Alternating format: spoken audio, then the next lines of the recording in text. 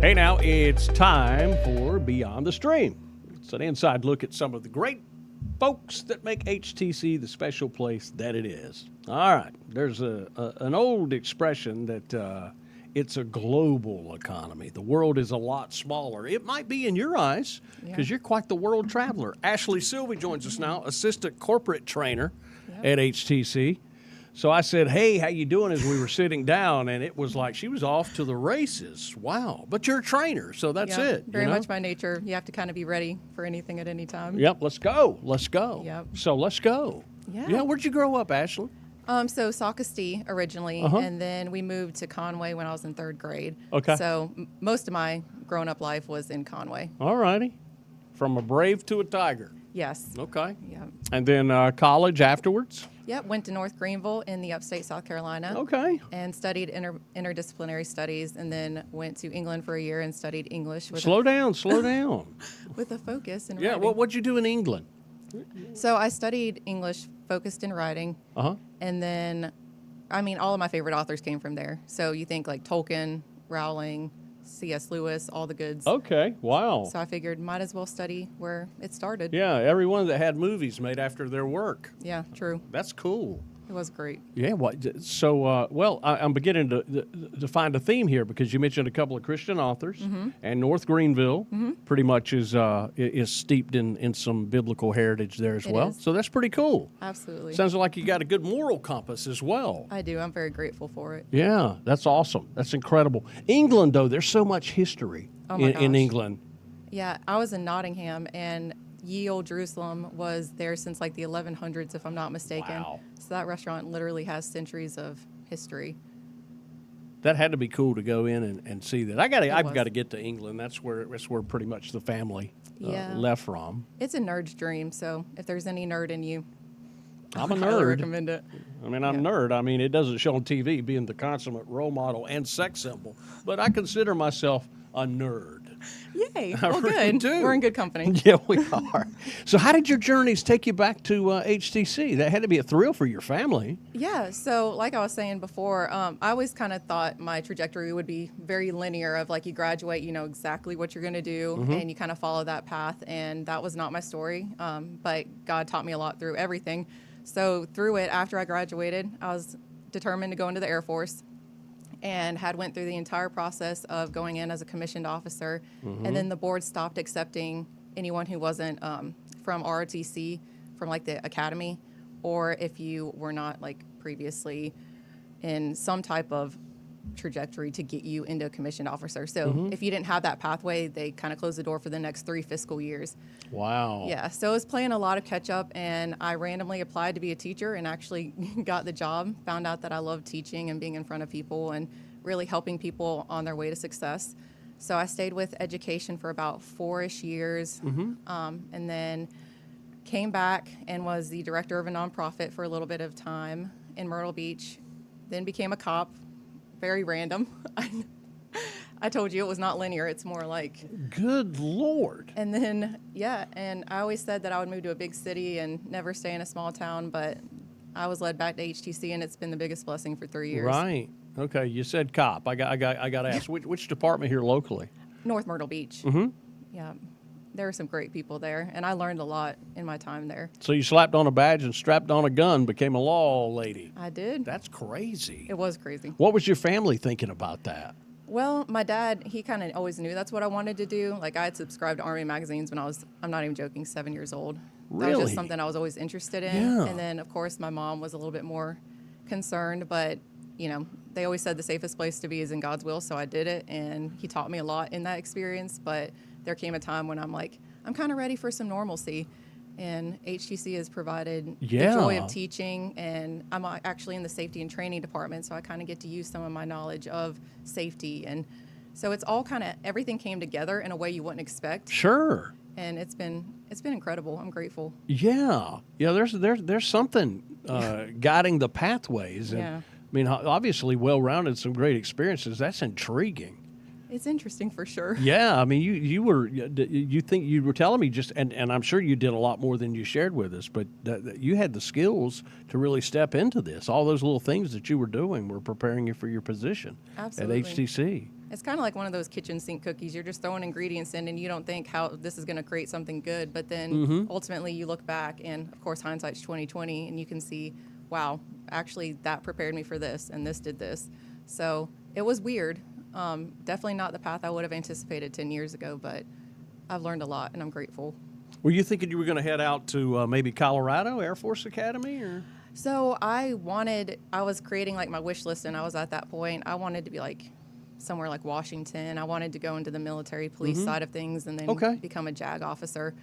But like I said, it's kind of crazy how you think one thing and you work toward that one thing, and then when life throws you a curveball, you got to reassess and reevaluate.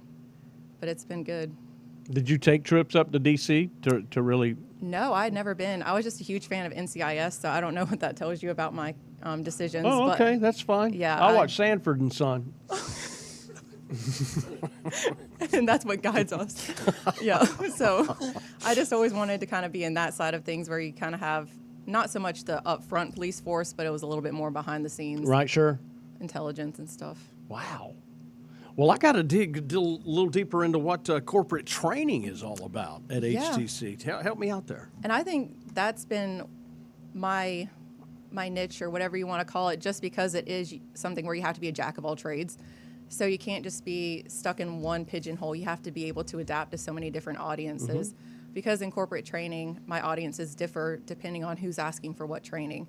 So for one thing, it could be I'm currently working on a tech series for people who aren't necessarily from a technological background, but it's stuff that would be beneficial for them to know working at HTC. Okay. So you're having to adapt something that's very strong in engineering, take those terms that aren't very common in our normal day-to-day conversations, and make it accessible to an audience who may have had very little exposure to that kind of stuff. And then I could also have something like I train the new hires who are in retail or our contact center.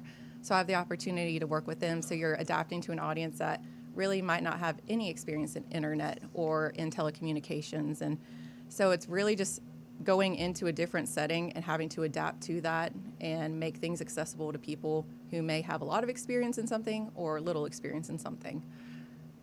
Now, are you working with the folks, because HTC, correct me if I'm wrong, they're creating some of their own software. Yeah. Are you plugged into that? Yeah, and that's another great point is we're implementing a new document management system that's being very tailored to HTC. Okay. And so I'm having to create some of the documentation for that and working with other team members in safety and training to get that done. But yeah, so we're having to, kind of teach something that we may have never seen ourselves, and we have to become content experts so that when we're communicating to other people, they can understand what we're talking about. So do you get to hang out at the main office, or do you take the show on the road sometimes? Definitely take the show on the road sometimes. So when I have new hires, if they're at East Conway and I go for observations, I'll be in East Conway, Little River, wherever my new hires are. And I do like to just kind of get out and see people when I can, just to continue that relationship. Yeah. You roll down to Georgetown, that new office down there? I haven't seen it since it's been renovated. I haven't been inside, but it's beautiful from the road. Oh, good. Yeah? Yeah, I'm excited for them because the people who work there are awesome. So Yeah. I'm excited for them to have a new setting. Do you oversee other employees in your department? How many trainers are there? So there are currently 2 other trainers besides me, so there's Okay. 3 of us, and I don't oversee any of them, but I'm like in the middle of experience. So we have Susan, who's had, like he was talking about earlier, has a lot more experience, and then we have Cece, who came on about 6 months ago into the trainer role. So we all kind of have different levels of experience and expertise. So this training, I'm hired by HTC. It could happen.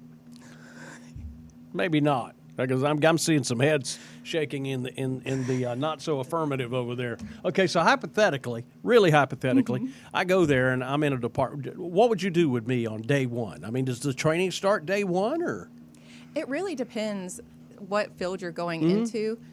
So your orientation I want to be in a experience- cubicle with air conditioning. Oh, absolutely. All right, let's just pretend that's where I'm at. Okay, yep. So if you're a contact center or destined for retail, then your training would begin with me. So we'd kind of get some of the regulatory stuff done, the CP&I, the PCI, just stuff that you... Help me out with those acronyms. Yep, customer propriety network information. Okay, yeah. It's right on the tip of my tongue. Yeah, and again, that kind of goes back to these are things that we don't have in everyday conversation. You ask someone at Walmart, what is this? And So being able to explain that to them on day one without overwhelming them, because there's so much happening at that point. But yeah, your training really starts from the get-go. We get the regulatory stuff done, kind of not less exciting stuff that you have to get done. Sure. And then we start into, if you are going into retail or into the contact center, we're going to start talking about who is HTC, what makes us valuable in our community. Because ultimately, if you're coming in, we want you to understand our culture and why it's so relevant and important Sure. to our community. Yeah. So what do you do for fun? I mean, outside of your job, that sounds fun. I mean, you got to have multiple hobbies. Yeah, so kind of goes back to being a nerd. I like to write songs. I do that regularly. Man, that's so cool. I love music. I can't write music, but I love to write songs. I like to run a lot. So last year I did as many races as I could throughout the year, but now I'm just sticking to half marathons. How'd you do in the Hurricane Hustle? I know you had to run it. I did that one last year. Yeah. And I did the 10K. It was special. Right. Because it was very hot. And it'll humble you really fast. But, Oh, yeah. I've found that I like the longer races simply because it kind of pushes you to endure. Sure. And I don't have speed on my side. I was not created like a gazelle, but I do have endurance on my side, so I like the longer ones. Wow. So running, and do the songs come to you as you run? Yeah, it actually. Yeah, where's the inspiration come for a song? That's a great question. Sometimes, like, I'll just be in my backyard and a chorus will come in my head, and it's like immediately I know I have to go write it down or I'm going to forget it. Yep. But what's crazy is that a couple of weeks ago, I found all of these songs that my great aunt had written when she was living.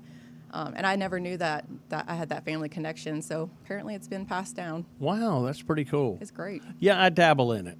And Yeah. this is about you, not me, but I stumbled upon it. It is about you. Oh, thank you. But I weasel a way to talk about me in there somehow. I always do. Sure. I stumbled upon a song that my uncle, that I never met, he had passed. He was killed in a car accident, but he played guitar, and I found the lyrics to a song. Good gracious, that he had jotted down longer than me. And the crazy thing is that he did song parodies. Yeah, he did a song parody of 16 Tons, which is a Tennessee Ernie Ford song, which is odd. It was odd. I never even knew that sort of thing happened. So that's cool. Yeah. You find yourself writing on paper bags? Oh, anything. Napkins from a fast food restaurant? Yeah, if I showed you my notebook, it would probably look like the ramblings of a wild person, but I understand. Like, when it's there, you kind of got to write it down while it's there before. You shopping them out? You trying to get them heard somewhere? If that's the path, really it's just kind of an expression. It's a cathartic thing for me. Right. But, if that were to happen, I wouldn't be anti-sharing my music with people. Okay. Sweet. Yeah. Good deal. Well, man, it's been a pleasure chatting with you. Thank you. Wow. Ashley Silvey, you can just put this on the thing of accomplishments. That's crazy. Thank you. Good stuff. Good meeting you. That was fun right there. Songwriter, too. And a runner. I got to be somewhere where I can deal with people and not sweat a lot. I don't like to perspire. Oh, yeah. They're still nodding. I'll never get on the retail team. Hey, thank you for watching this edition of Beyond the Stream. We'll see you next time.